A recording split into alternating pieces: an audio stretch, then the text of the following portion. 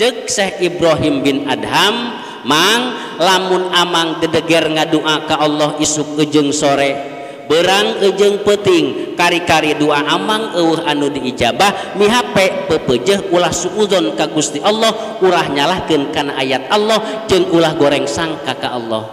Introspeksi diri amang. Qad matat qulubukum min asyrati asya'a. Eta teh ciri wanci lamun amang ngadua isuk ujung sore berang ujung peting kari-kari doa amang eueuh anu diijabah. Qad matat qulubukum min asyrati asya'a. Eta teh paeh hate amang kusabab 10 perkara.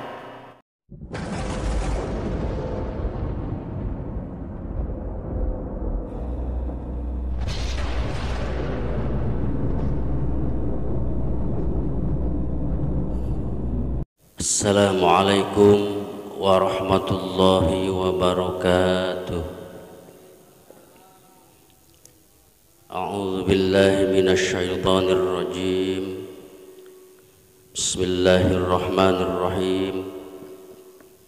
Alhamdulillah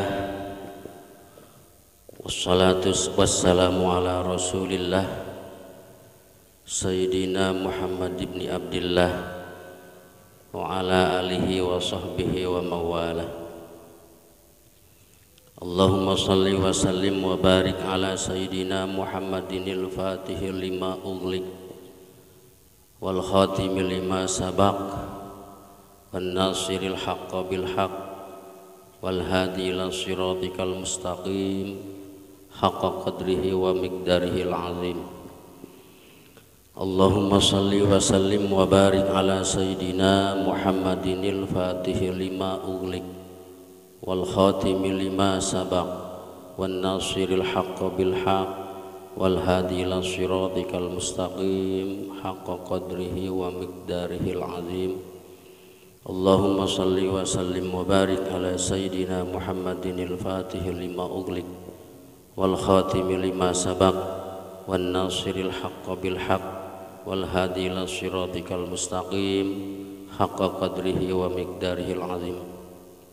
Allahumma ya man biyadihi maqalidul khairi kulluha wa ilaihi yurja'ul amru kulluhu ya fattahu ya alim ya fattahu ya alim ya fattahu ya alim iftah alayya fathan qariba. Amma ba'du. Dipayun puji kali syukur urang sanggakeun ka Allah anu Maha Ghafur. Rahmat miwah salam mugia tetep salalamina dicurah limpahkeun ka baginda anu mulia Kanjeng Nabi Muhammad sallallahu alaihi wasallam, ka para kulawargina, para sahabatna, para tabi'in tabi'at tuk dugi ka urang selaku umatna anu pikaharep ku urang mudah-mudahan urang sadayana meuseuh diangkat umat kumantenna ti dunia parat dugi ke akhirat. Amin ya Allah ya rabbal alamin. Anu kusim kuring dipihormat para guru, para kasepuhan, para ajengan, wabil khusus anu nyesepuhan ieu musala. Hapunten kasadayana sim kuring cumarios di ieu tempat. Ieu teh lain pang bisa ngaji lain ieu teh. Ngan ieu mah geus harus nudon we.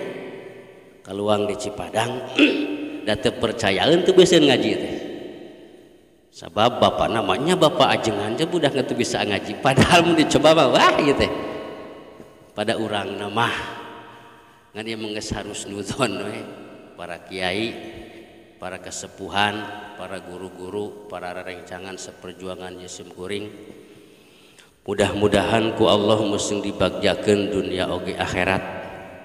Dibengharkeun dunia oge akhirat, disalametkeun ti dunia parat dugi ke akhirat. Amin ya Allah ya rabbal alamin.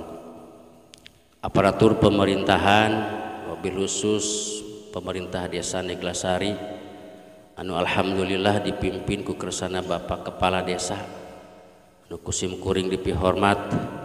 Mudah-mudahan urang anu ngariung di ieu tempat selaku rakyatna mudah-mudahan meusing turut taat kana sagala rupi himbauan ti mantenah. Sabab kang taat ka Allah turut ka Rasulullah jeung taat ka pamarentah teh hukumna wajib teh. Ngan ari taat ka Allah jeung ka Rasul mah wajibna mutlak, tidak ada tawar menawar. Ngan lamun ka pamarentah mah muqayyad, atiullah wa atiur rasul wa ulil amri minkum, wajib mutlak teu aya tawar menawar ka Allah jeung ka Rasul. Tapi lamun ka pemerintahan mah muqayyad. Kumaha muqayyadna? Lamun pamerintahanana adil wajib ku urang kudu dituruti. Lamun pamerintahanana teu adil ngaco ngacamling teu kudu eta mah tinggalkeun we. Matak beupeujeuh ka pemerintah khusus ka Bapak Kades, lamun seghayang kapilih deui periode engke tong aneh-aneh sing adil we, yakinkeun kana keterangan adlul muluk yabqol mulki, adilna pemerintah matak ngalanggengkeun kana jabatan sing adil we. Ari adil teh naon? Neuneun hiji perkara dina tempatna. Aspal kuduna mah dituna di jalan ieu kalahkeun dipake mani, tah pemerintah teu adil teh. Lamun aspal dipake mani eta teu adil. Insyaallah moal kapilih deui engke gitu. Matak yakinkeun ceuk Kanjeng Rasul adlul muluk yabqol mulki, adilna pemerintah matak ngalanggengkeun kana jabatan. Mudah-mudahan ku barokahna ieu sasih, keagungan ieu sasih, sababiyah ieu riungan doakeun ku urang pemerintah urang sadayana, khusus Bapak Kepala Desa, ku Allah musing diparinan rezeki anu adil, amin ya Allah ya rabbal alamin. Salajengna hatur doa hatur nuhun kasadayana warga masyarakat. Ieu langgar lobanya masyarakatna pasti menang duit loba ya. Loba kieu anu parantos nyumbangkeun harta katut katanagi moral maupun material demi lancarna ieu acara. Mudah-mudahan ku Allah musing diberi surga, amin ya Allah ya rabbal alamin. Urang maca heula hiji keterangan ulah ka ngaji pikeun ka jelema anu sok daek nganapakahkeun kana sebagian harta jang jalan-jalan fisabilillah. Di antarana jalan fisabilillah teh ngayakeun rajaban jeung muludan bari udunana teu dikait rek leutik rek badag nganu alus mah badag.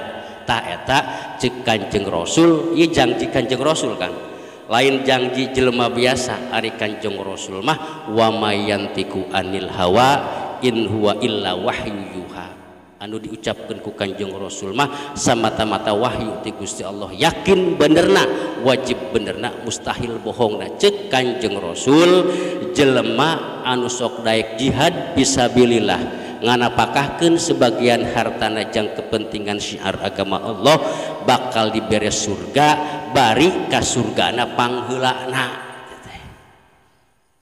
Pancek anu sentimena kaos anu nini maneh cenah surga teh lain kitu. Tingali keterangan idza kana yaumul qiyamah yu'ta bi arba'ati dafarin inda babil jannati bi ghairi hisab wala azab.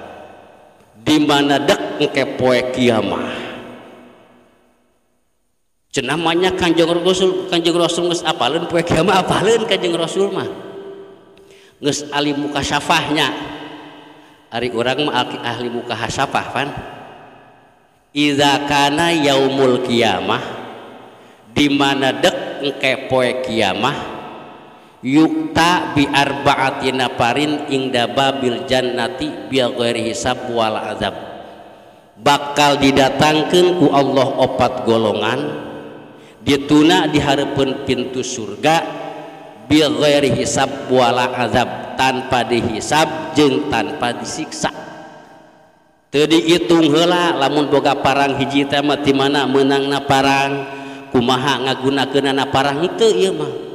Di mana menangna pacul jeung kumaha ngagunakeunana eta pacul, apakah sok dipake nyempogan wates batur atau henteu ieu mah langsung genah cok we tuna hareupeun pintu surga. Tah anu opat golongan teh nomor kahiji al alim allazi amila bi ilmi, golongan ajengan golongan kiai anu amal kana ilmu. Lamun aya kiai anu amal kana ilmu berarti aya kiai anu teu amal kana ilmu. Aya kumaha aya cirina tingali dina tukilan ti warudoyong la yakunur rajulu aliman hatta yakuna bihi salasu hisolin. Hiji jelema hiji lalaki teu kaasupkeun kana alim.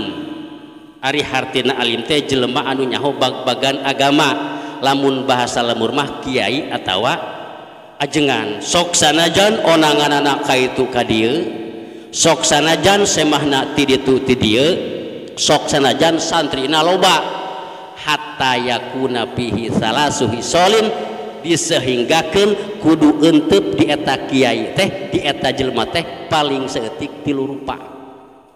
Lamun anu 3 rupa ieu geus euteup di eta hiji kiai, yakinkeun eta kiai amal kana ilmu. Mana nomor kahiji layah kiru mandunahu min ilmihi. Tara ngaledek, tara ngauwahkeun, tara nyepelekeun, tara ngahinakeun man kaajengan deui dunahu min ilmihi anu aya disebawaheun manehanana dina pangkat ilmuna. Lamun seug di hiji lemur di hiji DKM aya ajengan 3 ngagunuk nepikakeun ceuk ajengan eta teh tong ngaji kaitu lah mending di dewe keur ngaji naon itu mah ajengan kamari sore ajengan karbitan suka aya kitu banyak sok kitu nya lah nyaho modalna pan ubunna ge budak kamari mending di dewe hayang ngaji naon eta kecap kitu teh nyepelekeun ka ajengan deui kaluar ucapan kitu teh ti ajengan maaf ceuk dina eta katerangan eta ajengan teu amal kana ilmuna. Sok aya nya perebut panggimaran perebut hulu kurban pelebut beas fitrah dipikakeun silih sigeng padahal jeung ajengan ulah kitu sesama biskota mah dilarang saling mendahului. Alangkah lebih baiknya jikalau berbagi penumpang gitu jeung ajengan kudu alus deui ulah sok diuar-uar aibna tutupan kepada ajengan deui mah alus nama. Di mana aya ajengan geus wani ngahinakeun, di mana aya kiai geus wani ngaledek ka maka ajengan anu aya disebawaheun manehanana dina ilmuna ceuk eta katerangan eta ajengan can amal kana ilmuna. Kajeun onangana bledag-bledug ti ditu ti dieu kajeun. Jadikeun patokan ku urang eta. Nomor kedua walayah sudu man fauqahu min ilmihi teu daekeun hasud teu daekeun iri jail dengki neluh meureunnya marabunan ka ajengan deui anu aya di saluhureun manehanana dina pangkat ilmuna. Lamun di hiji lemur aya ajengan ngagunuk opat ari anu hiji maka pake ku masyarakatna beas fitrah panglobana hulu domba panglobana waktu panen nu jakate loba ari anu hiji deui mah hampir bangkrut teu kapake ku masyarakatna da kualitas ilmuna rada dihanap nepikakeun ka ajengan anu hampir bangkrut teh masang parabun tak ajengan anu laku dia teluh teh di parabunan teh wah masang picaceban hareupeun imahna kalakuan kitu teh jolna ti ajengan maaf ceuk dina eta katerangan ajengan eta can amal kana ilmuna moal aya di urang moal. Nomor katilu ciri ajengan anu amal kana ilmuna teh wala ya'khudzu min ilmihi samanan surah lempeng nama tarawani memperjual belikan ilmu.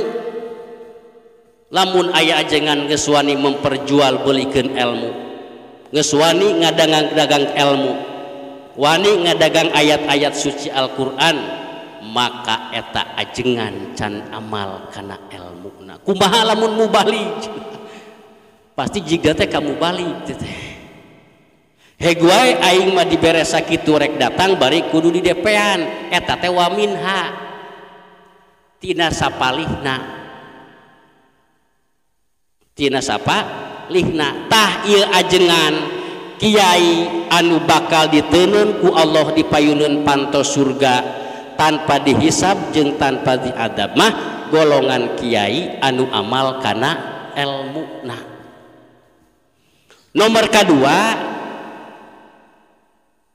al hajju alladzi hajja bi ghairi amalil fasad. Golongan anu bakal diteuneun ku Allah di hareupeun pintu surga tanpa dihisab jeung tanpa diadab teh golongan anu make kopiah haji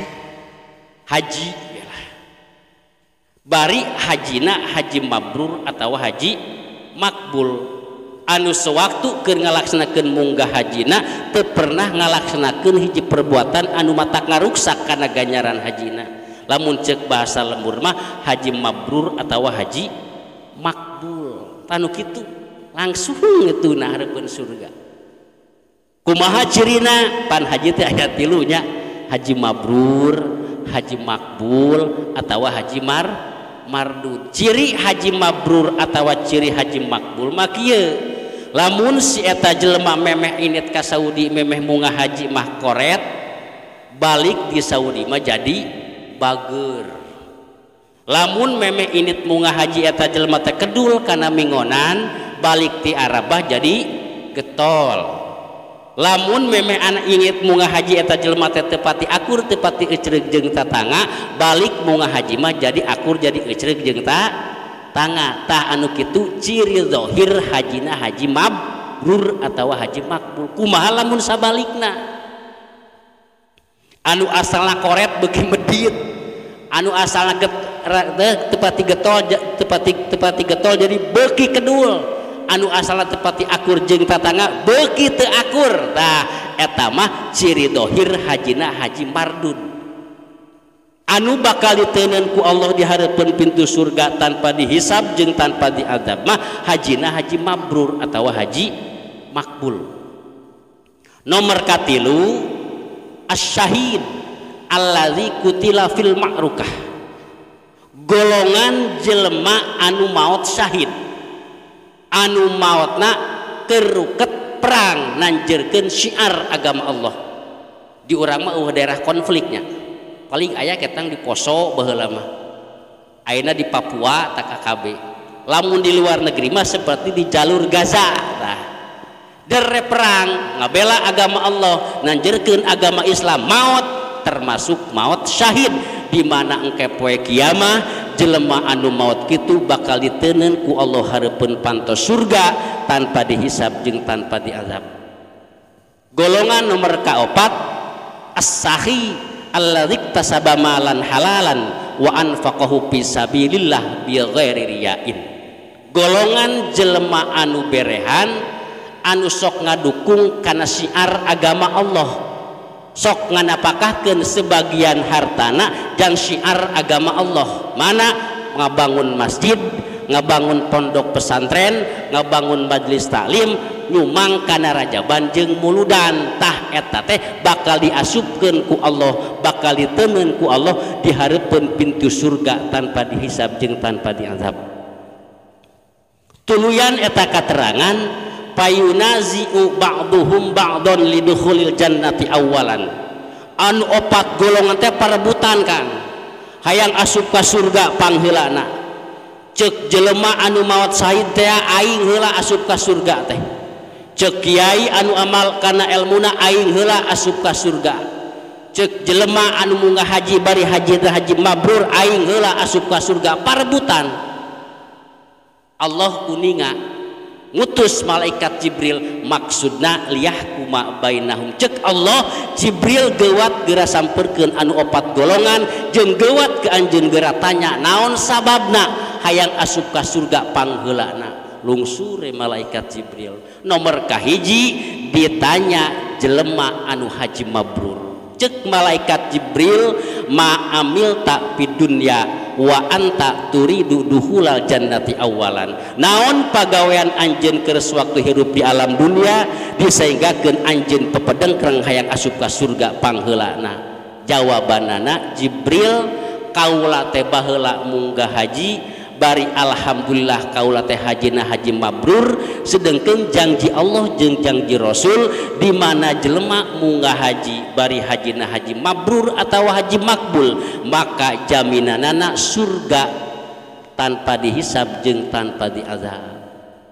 Muhun cek malaikat Jibril teh kitu pisan janji Allah jeung janji Rasul masami ta sawabal haji cek malaikat Jibril ari maneh nyaho ganjaran haji mabrur haji makbul ti saha dijawab ku perwakilanana minal ulama ti ajengan cenah cek malaikat Jibril lamun seug anjeun nyaho ganjaran haji mabrur haji makbul ti ajengan ihpadil adab la tuqaddim ala muallimika sopan santun jaga ku anjeun jadi lempang teh ulah sok hareupeun guru atuh asup ka surga teh ulah belaan guru pan ajengan teh guru maneh atuh meureun cicing eta. Tuluy nomor kadua ditanya jelema anu maot syahid sami pertanyaanana ma amil ta fid dunya wa anta turidu dukhulal jannati awalan jawabanana kaula teh maot keur perang nanjutkeun syiar agama Allah janji Allah jeung janji Rasul surga jaminanana cek malaikat Jibril mimman samita sawabas syahid ti saha naon ganjaran syahid anu sakitu gedena jawabanana ngariut kabeh minal ulama ti ajengan cek malaikat Jibril lamun anjeun kabeh anu tilu golongan nyaho ganjaran berehan nyaho ganjaran nyumang gede ganjaranana nyaho ganjaran maot syahid jeung haji mabrur ti ajengan ihpadil adab la tuqaddim ala muallimika ulah miheulaan ajengan bisi kawalat sia hirup saja repeh eta ajengan berartinya anu asup ka surga pangheulana teh begitu ajengan didorong rek diasupkeun ka surga pan ngacung ajengan angkat tangan kumaha ilahi ma hasaltul ilma illa bisahawatis sahi wa bisababi ihsani Gusti ampun paralun abdi kedah lebet ka surga pangheulana naon margina abdi moal jongjon ngawuruk mingonan abdi moal jongjon ngawuruk barudak abdi moal jongjon ngatik ngadidik masyarakat lamun teu wujudna masyarakat abdi anu selalu ngadukung ke abdi di mana abdi rek ngalakeun rajaban samodel kieu teu boleh hideng teu dipenta pabadag-badag disehinggakeun mubali ge puas Gusti diberena gede cenah kumaha saddaqal alim cek malaikat Jibril bener tah ucapan ajengan teh kumaha tuh wayahna anu pangheulana asup ka surga teh saha jelema anu selalu ngadukung kana program kiai pan muludan rajaban kita lamun kiayana moal dadi teh tah anu asup ka surga pangheula teh pendukung-pendukung ieu acara Kang matak sing yakin urang merek kana rajaban urang merek kana muludan urang nyumang pembangunan majelis taklim madrasah jeung pondok pesantren jaminanana yakin ceuk Kanjeng Rasul bakal asup ka surga bari pangheula lana amin ya Allah ya robbal alamin jeung akang anu sok ngimaman di dieu teh masyarakat heula ieu teh ngan masyarakatna anu bager anu ngadukung kumalom anu ngadon nyatu hungkul cenah teuing kitu mah si eta mah kudunan teu babantun teu ngadon nyatu we hungkul teuing eta mah eta mudah-mudahan sakali deui warga masyarakat ieu musola anu parantos ngainfakeun sebagian harta tanaga kana ieu acara kana lancarna ieu acara mudah-mudahan ku Allah beusing dijantenkeun ahli surga asup ka surga bari pangheulana amin ya Allah ya rabbal alamin. Nah rajabana sakitu ge cukup digeus we lila-lila teh geus laksanakeun we.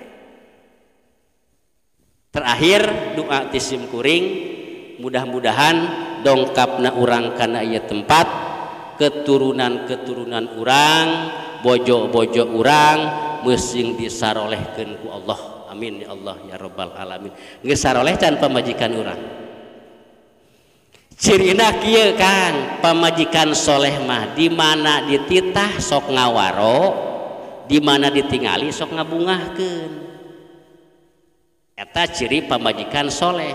Ari pamajikan urang nalika dititah sok mineng teu ngawarona mineng ngawarona lah kukuliatan ditoelan nya kudu dipangmengalaankeun ku urang ku salakina teu hideng tah can soleh.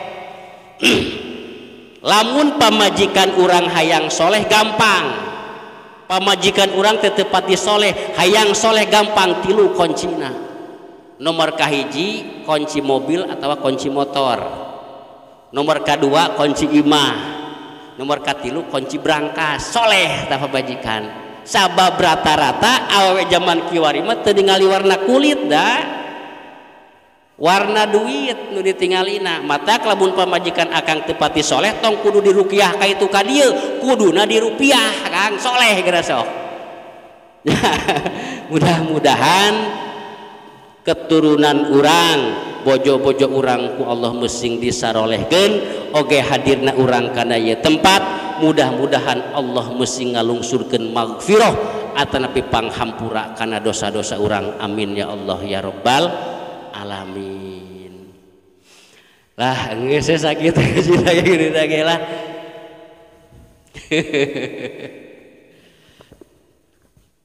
Aya katerangan towa ka ngaji lah, lamun urang tobat can pati bisa pan hese syarat-syaratna tobat teh geuning kudu salat sunat tobat heula, kudu wani ngaluarkeun cipanon inget kana dosa anu geus kaliwat eta teh can bisa tah sangkan dosa urang kakiparatan urang kudu sing mineng hadir di kana model tolabanin samodel kieu. Pan aya kateranganana ieu hadis teh bersinggungan rat kaitanana jeung masalah Isra Mi'raj.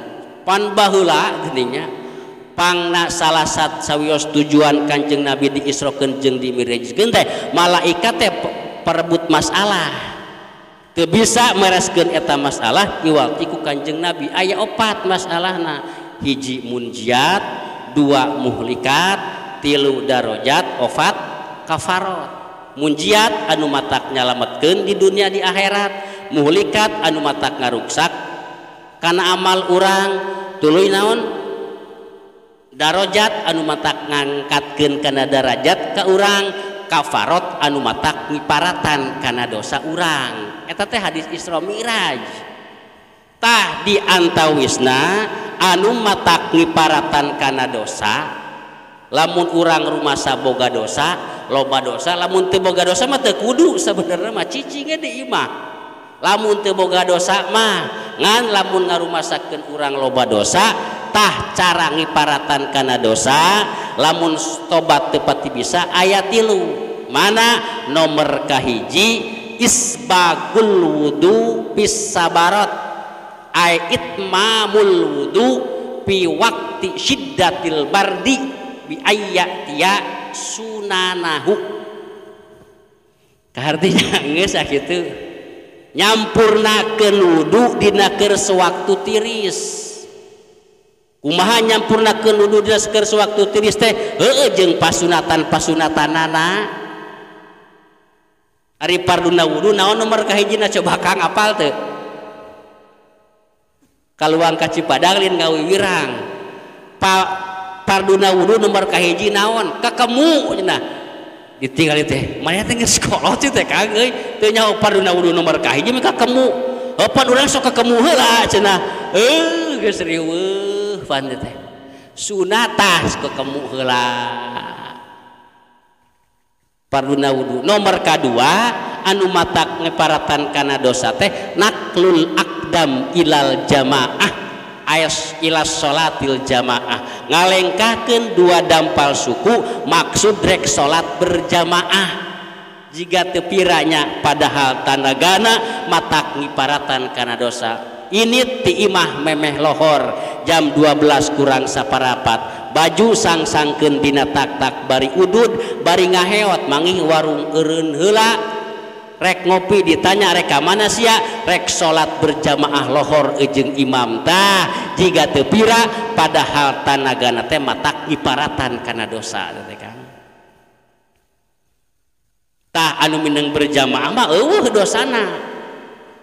Ti subuh nepi ka lohor nyeun dosa berjamaah dihapus deui ku berjamaah lohor ti lohor nepi ka asar nyieun dosa dihapus deui ku berjamaah salat asar ngan hawana sok wegah teteh komo salat subuhnya aduh rumah sawe lamun teh era ku pamajikan teh pantara pati ngomong Kang abdi mah pas salat subuh pan sok rada laku ieu sok rada laku gitu salat subuh teh pas setengah genep rek ngamparkeun sajadah di kamar ceuk pamajikan teh ongko aa teh ajengannya tapi salat di imah bedus teh tulus teh mah ka masjid ngagidik di kitu pamajikan era sakitu ge ongko ajengan tapi salat di imah kunaon teh aduh tah eta salat berjamaah jeung imam teh matak ngiparatan kana dosa nomor katilu anu matak ngiparatan kana dosa teh intizarus salat ba'das salat ngadagoan salat sabada salat kumaha ngadagoan salat sabada salat teh lamun isya atawa lamun lohor init ka masjid pas di masjid can aya sasaha langsung kelewung adan geus adan gepuk ke salat sunat qobliyah lohor ngeun salat sunat qobliyah lohor teh ulah sok nyodok cicing di masjid ngadaguan imam tah anu kitu dingaranna intiduru salat ba'da salat tah kaunggulanana buruhna pikeun ka jelema anu sok kitu teh matak ngiparatan kana dosa cek tafsiran eta hadis wa misluhu intizaru kulli khairin ngadagoan sakur-sakur kealusan urang ini timah kaya tempat maksud jeung tujuan rek tolab ilmu ari tolab ilmu teh salianti wajib teh alus cicing di ieu tempat bari udud bari ngawangkong bari ngopi ngadagoan beresna bubarna ieu acara tah eta teh ngadagoan lusan tah tina eta teh hasilna matak kiparatan kana dosa mudah-mudahan sauwihna urang tina ieu tempat dosa urang musing aya dina hampurana Allah amin ya Allah ya rabbal alamin. Hadirin kaum muslimin wal muslimat rahimakumullah dina ieu kesempatan da sok aya nu ngomen wae teh cenakang ari Rajaban ajengan teh sok sarua cenah nerangkeun eta we cenah eueuh deui bahaseun sok pusing teh jelema kitu teh atuh sia we dakwah atuh jeung teh da sarua kitabna eta-eta keneh heueuh cenah didenge-denge teh ngan eta we sim kuring bisa anu kitu moal rek beda ayeuna mah sim kuring ningali dina salah sawios katerangan anu ieu katerangan teh dicarioskeun ku Syekh Syakikil Balkhi. Syekh Syakikil Balhi ngariwayatkeun salah sawios kalakuan Syekh Ibrahim bin Adham. Ari Syekh Ibrahim bin Adham teh seorang ulama anu besar ayana di negara Basrah, Irak. Hiji waktos Syekh Ibrahim bin Adham angkat ka pasar Basrah. Maklum kiai nya kangnya lamun irit ka pasar teh sok nanyakeun masalah geuning jelema teh kumaha lamun kieu tah Syekh Ibrahim bin Adham ge kitu diriung ku para masyarakat naroskeun tentang ayat Allah anu unggelna ud'uni astajib lakum lamun ceuk bahasa urang mah pek anjeun ngadua ka kami astajib lakum kami anu agung bakal ngaijabah kana doa aranjeun kabeh mama punten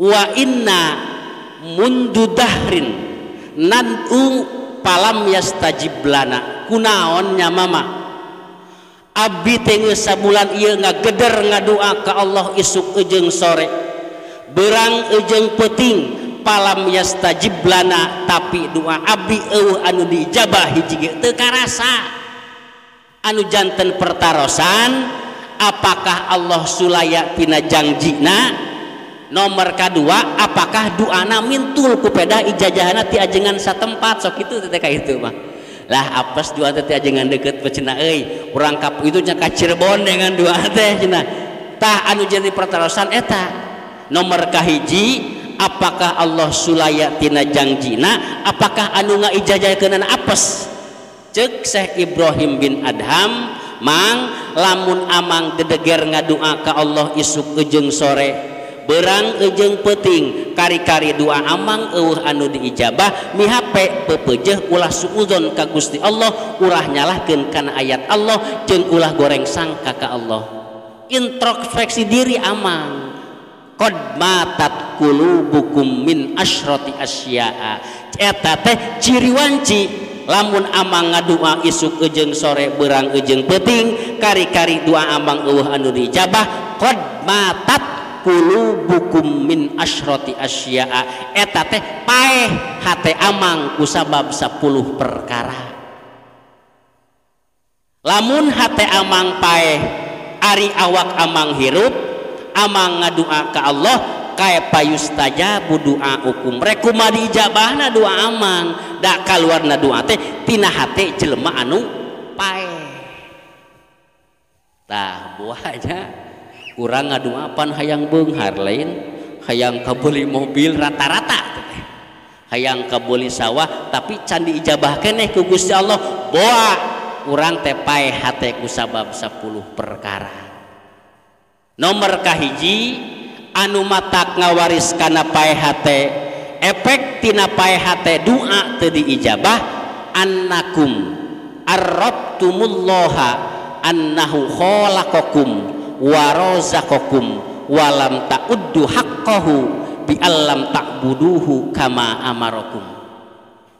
Anjeun nyaho ka Allah, anjeun uninga ka Allah, yen Allah teh anu nyiptakeun aranjeun kabeh, yen Allah teh anu ngarizkian aranjeun kabeh, walam ta'uddu haqqahu tapi anjeun teu nyumponan hak-hakna Gusti Allah. Surahna bi allam ta'buduhu kama amarakum, anjeun teu daek ibadah ka Gusti Allah sakumaha anu diperintahkeun ku Gusti Allah. Pan mun cereng jelema teh aing mah osok salat, aing mah osok puasa, zakat osok jeung tatangga osok, kerja bakti ka jalan osok, teu ibadah kumaha. Dah menurut ulama aya 2 versi. Nomor kahiji ima eta jelema teh cadu mungkuk haram dempak teu daekeun salat, teu daekeun zakat, teu daekeun silaturahmi, teu daekeun kerja bakti sosial jeung sejen-sejena. Wa ima osok salat mah, osok puasa mah, osok zakat mah ngan kacek ibadahna teu dibarengan jeung ilmuna. Sarua we jeung teu ibadah teh Kang. Boha eta nya. Salat teu nyaho pembatalan salat suga teu matak ngabatalkeun kana salat eta teh hek dilaksanakeun diteruskeun ya salatna teh padahal batal teu jadi salatna. Seperti mana salat keur nongton Persib satengah main sok karasa. Keur salat teh ceuk dina hate pas kadenge saudara-saudara penonton pertandingan dimulai aduh aing batalkeun teu salat batalkeun teu batal eta salat tong dituluykeun biniati kot iha batal salat ku sabab nganiatan dina hate megatkeun salat seperti kitu contohna mah heuh dinya karasa lah ngeke salat isya teh nungguan setengah main pas setengah main teh salat di boga imah pas teh geus kadenge mulai deui tidak hate teh ragu aduh aing batalkeun teh salat di kabur main nya geus batal manten teh salat tuh teu make ilmu mah kitu nya hek urang teh dituluykeun padahal eta teh batal berarti salatna teu jadi berarti kaya-kaya teu salat osok salat tapi teu dibarengan jeung ilmuna. Tah eta kitu teh matak ngawaris kana paeh hate di mana hate geus paeh kaituna doa moal diijabah riweuh nya atawa nalekeun hiji perkara rek ngabatalkeun salat seperti jelema anu ngawarung eta mah salat ceuk manehanana ceuk dina jero hatena lamun aya anu punten-punten rek balanya ka warung ieu salat rek dibatalkeun geus batal manten sakitu ge sok sanajan dina pada buktina eueuh anu punten-punten batal eta salat hek dituluykeun ku jelema eta teh ku sabab teu diilmuan teh apan salatna dituluykeun ya salat 4 rakaat lamun lohor teh mah tah salat eta teh teu sah teu jadi kaya-kaya henteu salat. Naon sababna? Sabab ibadah teu dibarengan jeung ilmuna. Nyaho anjeun ka Allah yen Allah teh anu nyiptakeun aranjeun kabeh Allah anu ngarizkian aranjeun kabeh tapi anjeun teu nyumponan hakna Allah dina harti teu daek ibadah ka Gusti Allah atawa osok ibadah ka Gusti Allah tapi teu dibarengan jeung ilmuna mata kudu sing getol ngalah ilmu teh ulah gengsi aing geus jadi dewan mung teu ngahiji jeung ulah geus jadi ajengan nya naon da kitab geus dilogatan sahariah nu meuni mung ngaji deui nya eta tah boa tidinya dua orang teu diijabah teh ibadah teu dibarengan jeung ilmuna hidup dengan seni indah, hidup dengan iman terarah, hidup dengan ilmu mudah.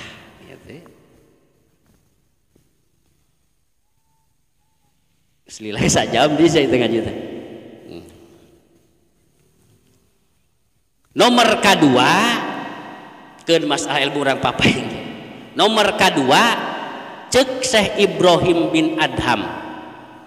Lamun seg amang ngadua ka Allah isuk ejeng sore digeder berang ejeng peting digeder tapi doa amang teu karasa diijabah ku Gusti Allah paeh hate amang ku sabab 10 perkara. Nomor kedua annakum qara'tum kitaballah walam ta'malu bih anjeun osok daek maca kitab Allah alias ayat suci Al-Quran walam ta'malu bih tapi anjeun tara ngamalkeun isi anu terkandung dina Al-Quran ceuk Quran aqimus sholat wa atuz zakat hare-hare we sia teu salat gitu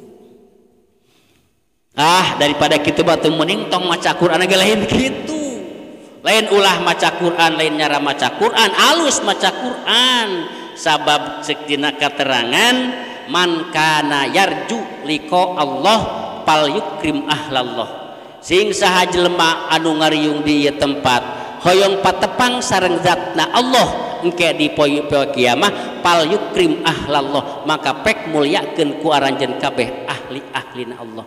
Qalu cek sahabat ya Rasulullah halillahi azza wa jalla ahlun fid dunya Gusti ari Allah di alam dunia ngagaduhan ahli kitu naam saha alladzina yaqra'unal Qur'an ahli-ahlina Allah di alam dunia teh jelema anu sok daek maca Al-Qur'an ahlina Allah dibere peringatan pikeun ka jelema lamun jelema ngamulyakeun ka ahlina Allah bakal dimulyakeun ku Gusti Allah lamun jelema ngahinakeun kana ahlina Allah bakal dihinakeun ku Gusti Allah lamun urang hayang hina hirup di alam dunia teu kudu nyieun dosana naon layak sira nu sok maca Quran sok bakal otomatis dihinakeun ku Gusti Allah lamun urang hayang dimulyakeun ku Gusti Allah tong aneh-aneh mulyakeun jelema anu sok daek maca Al-Qur'an saha kiai panggetol madi sok maca Quran hargaan kiai mulyakeun kiai engke urang bakal kababaw mulya sabab eta janji Rasulullah jelema anu ngamulyakeun ka ahlina Allah dina harti jelema anu sok daek ngamulyakeun ka para sok daek maca Al-Qur'an bakal dimulyakeun ku Gusti Allah jelema anu ngahinakeun ka jelema anu sok maca Al-Qur'an bakal ditedetkeun bakal dihinakeun ku Gusti Allah eta aduh tuluy kieu cimkuring meunang ijajahan ti guru lamun anjeun hirup di alam dunia hayang tentrem hirup rumah tangga hayang adem ayem tong boroning sagala boga dalah sagala teu boga ge bakal genah hirup mana di antarana unggal poe ulah kaliwat kudu dawam Quran sakumaha teu dieta teu dikaid rek saayat rek 2 ayat rek 3 ayat rek samakro matak tahadus binikmat dimulai rumah tangga nepi ka kiwari unggal poe asana teh can pernah sapoe teu maca Quran matak genah we ngan cana teh can ngijinannya nu hungkul pamajikan teh genah we sagala teu boga ge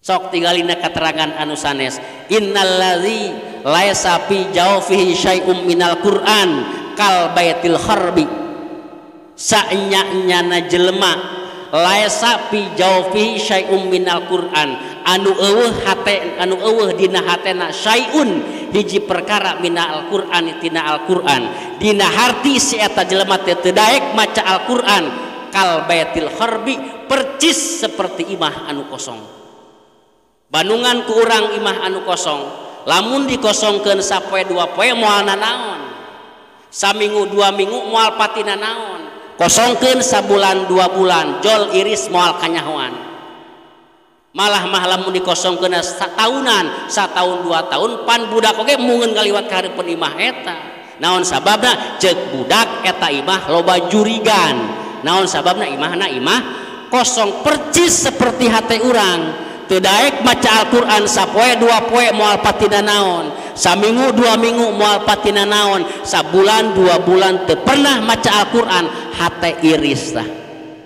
moal kanyahoan satahun dua tahun teu daek maca Al-Qur'an dilani hate urang eusina kunaon cing ku juri jarian kabeneran urang dijadikeun ajengan moal eta ge nya ajengan hatena pinuh ku juri jarian jadi kalakuan juri jarian anu nyurup teh lamun urang ditakdirkeun jadi pejabat jadi RT jadi RW ku Gusti Allah tara maca Al-Qur'an tah hatena teh bakal dilani ku juri jarian matak loba barang hakan tina bansos ge pan eta tara maca Al-Qur'an sok rek maca Al-Qur'an jang rakyat di dahar di luhur lain dihanap di luhur ieu mah teuing ka hanapna mah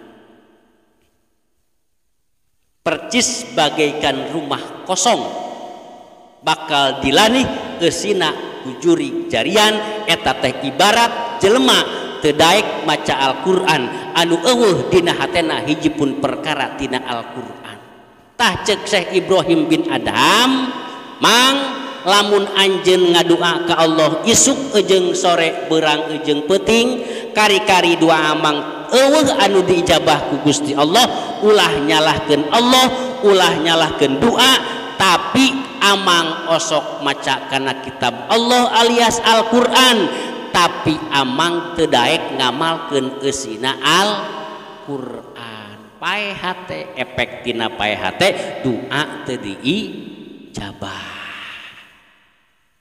aduh riweuhnya nomor katilu anu ngawaris kana pae hate teh annakum idda'aitum hubbar rasul wa taraktum asarahu ay amalahu wa sunnatahu ay tariqatahu palam taqtadubi anjeun nyaho anjeun nekadkeun anjeun ngaku yen anjeun teh cinta mahabbah ka Kanjeng Rasul anjeun ngaku yen anjeun teh cinta ka Kanjeng Rasul wa taraktum asarahu ay sunnatahu tapi anjeun ninggalkeun kana pasunatan anu disunatkeun ku Kanjeng Rasul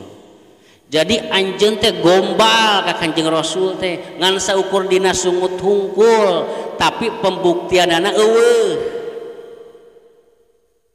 jelema anu ngaku cinta ka Kanjeng Rasul tapi teu daek mengikuti pasunatan-pasunatanana tingalipan bahwa kadzab ai kadzab teh sigat mubalaghah jadi pembohong besar anjeun mah ngaku umat Kanjeng Rasul ngaku cinta ka Kanjeng Rasul ari ba'diyah jeung qobliyah tadu sia mah nah pantes doa moal diijabah ari ka Persis jeung ka Muhammadiyah mah fanatik wah si eta mah anti pasunatan tahlil tara ari maneh ba'diyah jeung qobliyah tara naon bedana jeung si itu atuh ari maneh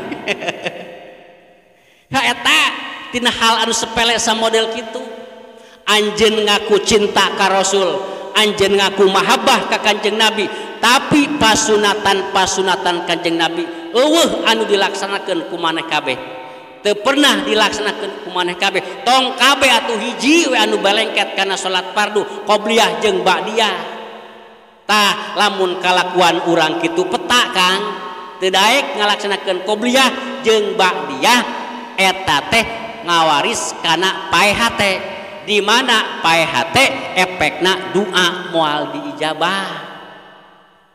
Aduh riweuhnya tina pasunatan eta. Aduh mangkani urang sok wegah teh nah najis tah komo keur aya eta mah aya naon lah kaperluan di imah eueuh kaperluan ge pan sok komo teu wiridan acan pan matak seleketkeun kang qobliyah jeung badiah teh ulah ngaku cinta ka Kanjeng Rasul tapi pasunatan Kanjeng Rasul eueuh nu dilaksanakeun ku urang fatal kaituna matak paeha teh di mana hate geus paeh doa moal diijabah. Nomor kaopat anu matak ngawaris kana paeha teh efek tina paeha teh doa moal diijabah ceuk Syekh Ibrahim bin Adham annakum takuluna rizqallah fala tashkuruna anjeun unggal detik unggal menit unggal poe unggal minggu ngarasaan ngadahar kana nikmat ti Gusti Allah pala tashkuruna tapi anjeun tara daek syukuran ka Gusti Allah. Osok aing menyebut alhamdulillah, boa nyebut alhamdulillah hungkul dina sungut tungkul teu parat kana hate. Sabab lamun ngomongkeun masalah syukur eta teh tiluanana aya tilu pan syukur bil lisan, syukur bil jinan, syukur bil arkan. Eta teh anu tiluanana kudu dilaksanakeun. Lamun syukur bilisan hungkul dina hate teu syukur teu jadi urang teh ngadahar peuteuy bari urang sok nunguan gelegerna teurab lain lamun teurab karek nyebutkeun alhamdulillah teu teurabah henteu geleger teurab alhamdulillah tapi dina hate teu ditekadkeun yen eta kalimatan teh hakikatna ti Gusti Allah eta teh can kaasupkeun syukur ngan sungut hungkul rayuan gombal. Asupe kana anggota badan bari anggota badan sabada barang hakan teh teu disaluyukeun kana jalan anu dipikaridok ku Gusti Allah sarua dican kasup syukuran. Begitu biwir ucapkeun alhamdulillah hate tekadkeun nikmat ti Gusti Allah anggota badan lengkahkeun kana lengkah anu dipikaridok ku Gusti Allah eta syukur kabeh. Urang init ka Jakarta di Jakarta sabulan 2 bulan mawa duit biasana 1,5 juta ieu mawa 3 juta alhamdulillah ngan perasaan urang patekadan urang ieu mah ladang usaha urang we getol ti isuk neuk ka magrib Allah dieuweuhkeun padahal ari kasabah syariat hakikatna mah Gusti Allah teu saeutikkeun jelema anu getol kasabna teu hasil teu saeutikkeun jelema anu getol gawena teu boga duit teu saeutikkeun jelema anu kaitu ka dieu kuli tapi teu hasil berarti kasabah ukur syariat tapi hakikatna mah ti Gusti Allah. Jadi lamun urang init ka Jakarta usaha ka Jakarta menang duit 3 juta dina biwir ucapkeun alhamdulillah dina hate tekadkeun Gusti kasabah ngan saukur syariat hakikatna mah ieu rezeki teh ti Gusti tuluy anggota badan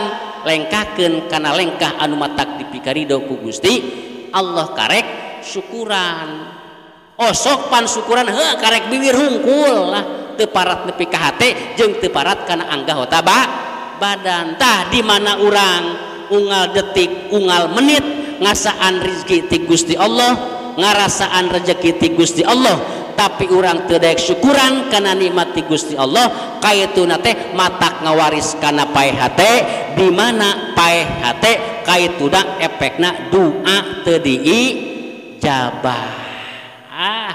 Geus riwasa akur jeung kalakuan urangnya darareukeut teh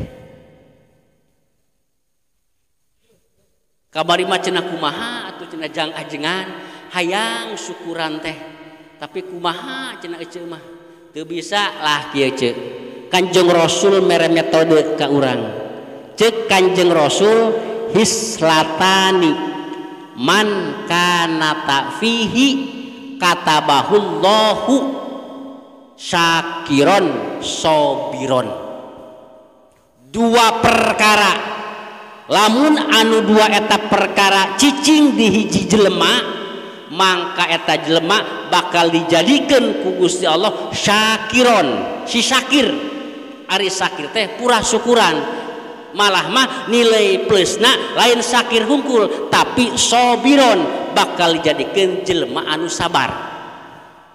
Metode ti Kanjeng Rasul lamun urang hirup di alam dunia hayang dijadikan jelema anu selalu bersyukur karena nikmati Allah, sajabiti bersyukur teh hayang dijadikan jelema anu sobar, maka jawaban ti Kanjeng Rasul laksanakeun dua perkara.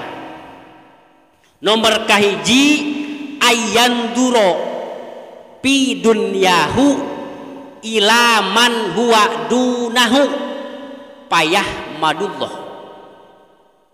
kudu ningali urang dina masalah aliyah dunya, kudu nampo urang dina urusan dunia ilaman huwa dunahu kasahanapeun,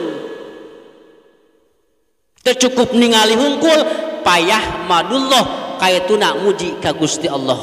Sok geura lamun urang kabeneran boga motor butut, tah anu boga motor butut hiji teh ulah ningali kanu boga mobil tapi ningali kanu boga sepeda. Alhamdulillah Gusti butut-butut ge urang mah motor, batur mah sepeda ripuh diboseh keneh. Anu boga sepeda ulah ningali kanu boga motor tapi ningali kanu nyeker kanu lempang. Alhamdulillah Gusti sepeda ge abdi magaduh batura esod yang nyeker. Lamun dina urusan dunia ningali kasanapeun wayan duro ila dinihi ilaman huwa fauqahu payak tadibih. Lamun urusan akhirat ningali kasaluhureun, teu cukup ningali hungkul tapi kudu diturutan. Kudu kitu jampena ngan urang masuk dibalikeun ningali haliah dunia kasaluhureun, lamun masalah ibadah kanu ngedul. Lamun batur ngalut bingonan pantes we da si eta mah ajengan ulah kitu mahang tingali makan kedul urang turutan gitu. Urang sok dibalikeun nya matak pantes panas barane salah lawasna teu kaok batur meuli anu seng hate teh amak eta tuh dibalikeun. Jadi metode ti Kanjeng Rasul lamun urang hirup di alam dunia hayang dijadikan jelema anu syukur, nomor kahiji tingali masalah haliah dunia kudu ningali masalah haliah dunia kasahanapeun, lamun ningali masalah ibadah masalah agama kudu kasaluhureun. Aya we panitia rajaban pan urang panik ditingali pangluhurna saha yeuh 150.000. Wah tuh pantes we eta mah jelema beungar sawahna ge lega. Si eta mah kitu kudunan turutan eta. Masalah pika akhirateun masuk dibalik-balik urang mah matak pantes teu sabaran jeung teu sobaran we urang mah.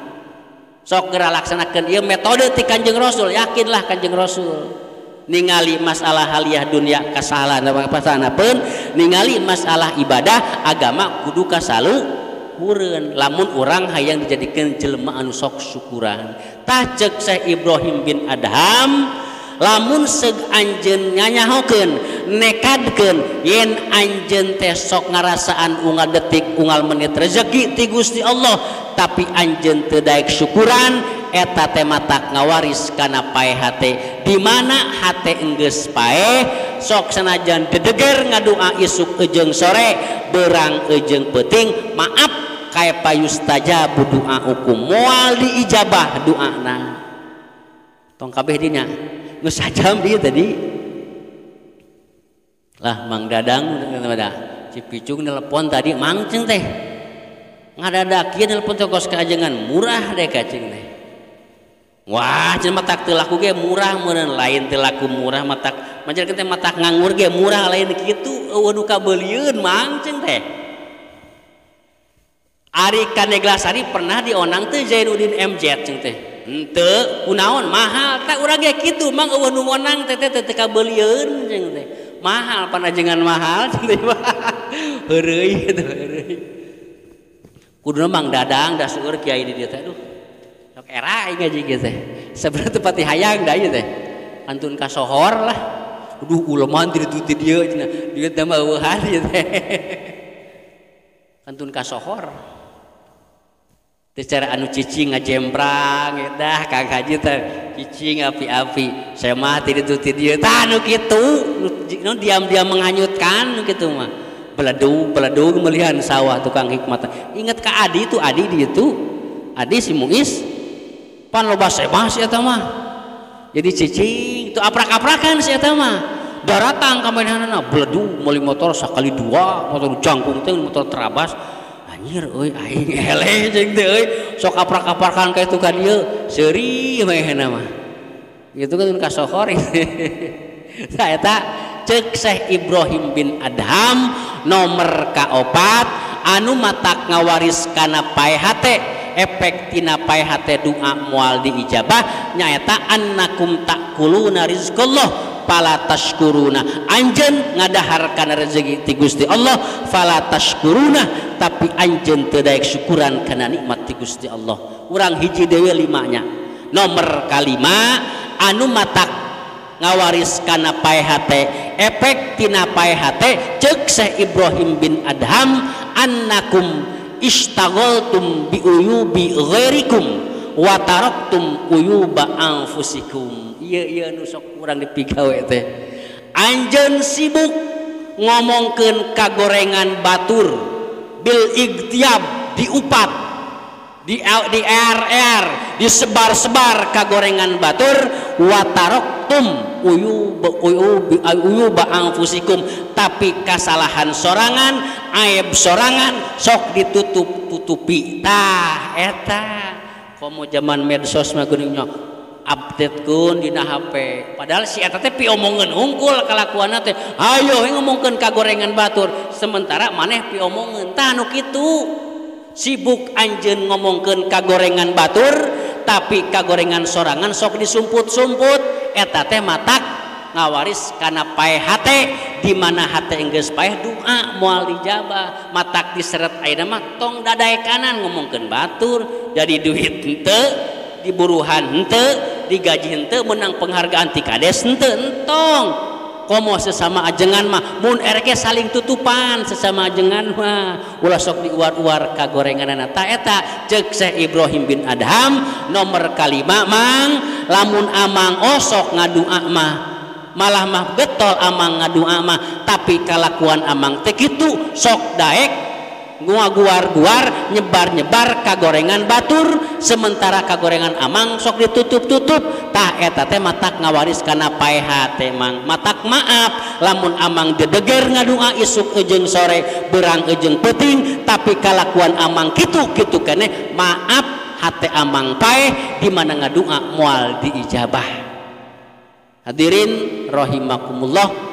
ta eta pesen ti Syekh Ibrahim bin Adham baheula maka urang Basro meureun ayeuna maka urang Mekarsari hitobna teh lamun doa urang hayang diijabah lamun hate urang emung paeh tah anu 5 perkara bieu wayahna ku urang kudu dijauhan tong dilaksanakeun nomor kahiji anjeun nyaho Allah anu nyiptakeun jeung anu ngarizkian aranjeun kabeh tapi anjeun teu daek nyumponan hak-hakna Allah dina harti anjeun teu daek ibadah ka Gusti Allah lain tara salat lain tara puasa lain tara zakat tapi anjeun ibadah teu dibarengan jeung ilmu jadi sarua we jeung teu ibadah nomor kadua anjeun osok daek maca kitab suci Al-Qur'an tapi anjeun teu daek ngamalkeun isi anu terkandung dina Al-Qur'an ceuk Qur'an aqimus salat tapi sia ngajedog wae kitu teh nomor katilu anjeun nyaho anjeun ngaku cinta ka Kanjeng Rasul tapi qobliyah jeung badiah teu pernah dilaksanakeun nomor kaopat anjeun naon pohori teh nomor kaopat